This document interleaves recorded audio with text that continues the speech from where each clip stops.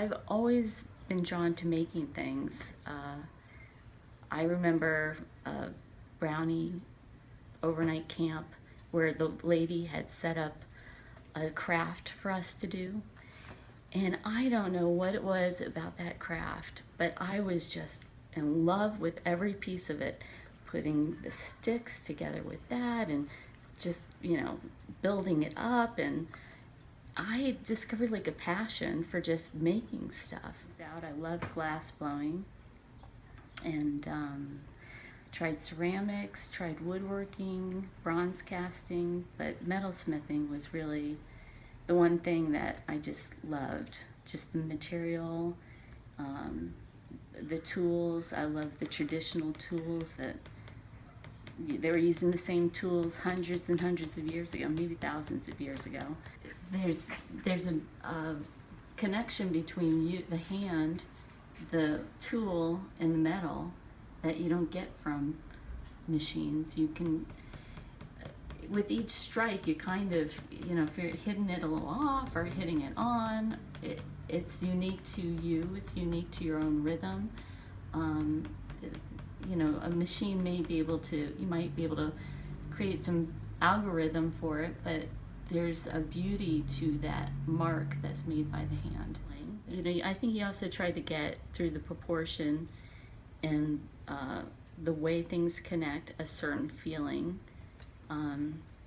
Like with the liquid series, I would say the drops that I worked with, they were kind of inspired when I discovered the product Rain-X, and I put Rain-X on my windshield, and all of a sudden, instead of rain gluing onto the windshield, it would bead up and ball up into these beautiful little pools, and then when you start to move, they would just wisp away into these droplets, and I was mesmerized by the way that water was forming and moving away. And I tried to get that into metal. And why not metal? Because metal can be melted down into liquid form, but then, obviously it stays frozen when you wear it. But I loved the correlation between the liquid rain and the liquid metal and just the shape that the metal could hold.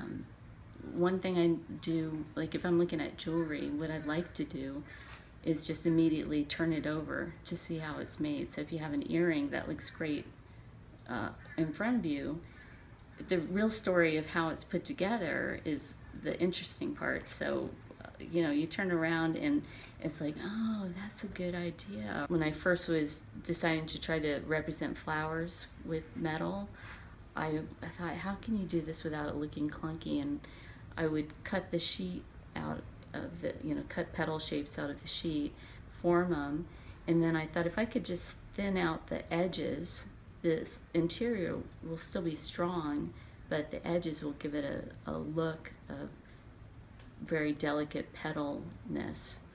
There was this beautiful 8-pointed star on the top of the church, and I thought, that's a good star. I really like that symbol of hope. So I designed a star, and that kind of got the ball rolling. So that's why I put a star in my logo. It's sort of the beginning for me, the moment of inspiration.